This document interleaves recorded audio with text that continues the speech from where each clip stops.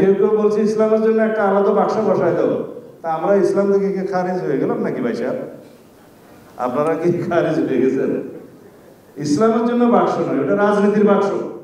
ইসলাম নিয়ে যেন কেউ আমরা বিভক্তিকর বিভ্রান্তিকর রাজনীতি না করি। আজকের যে 2024 সালের জুলাই আগস্টের ছাত্র গণ অভ্যুত্থান, সেই রক্তের সিঁড়ি আপনারা নির্মাণ করেছেন। এই রক্তের সিঁড়ি বেয়ে 2024 হয়েছে। 2013 সালে এই শাহবাগেই তো নাস্তিক্যবাদীদের মুরতাদিদের একটা আস্ফালন দেখেছি আমরা।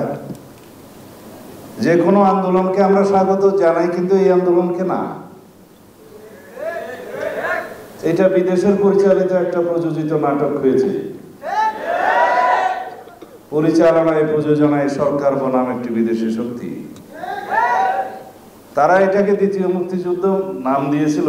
সেই মুক্তিযোদ্ধাদের বয়ান তো আপনারা শুনেছেন।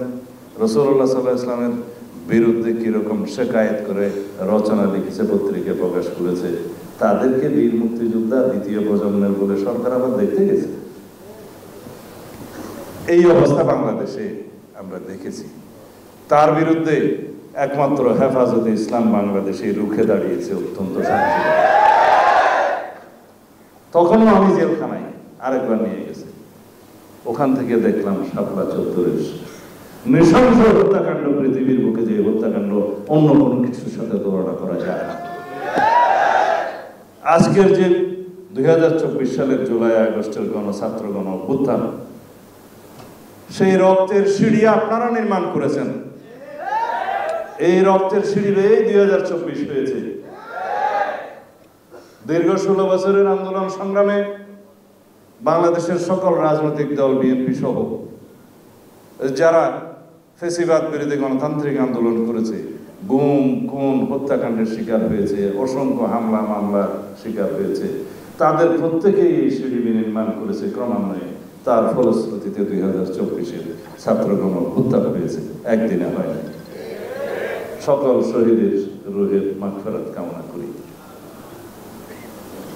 আপনাদের আগের এবং বর্তমান চাহিদা তো একটাই, দিন পহেলা দিন, তারপরে রাজনীতি। এখন আজকে বাংলাদেশে কিছু কিছু শক্তি দেখি পহেলা রাজনীতি বাদ মে দিন। আপনারা নিশ্চয়ই খেয়াল করবেন। আমি কারো শেখায়ত করবো না। এখানে হেফাজতে ইসলামের সম্মানিত মহাসচিব জনাব শাহজাদুর রহমান সাহেব, আল্লামা শাহজাদুর রহমান সাহেব, তিনি বলে গিয়েছেন, কেউ কেউ আজকে দাবি করছে মসজিদ থেকে ইমামদেরকে বের করে দেব, এরকম কিছু কিছু বয়ান দিচ্ছে। তারা কারা?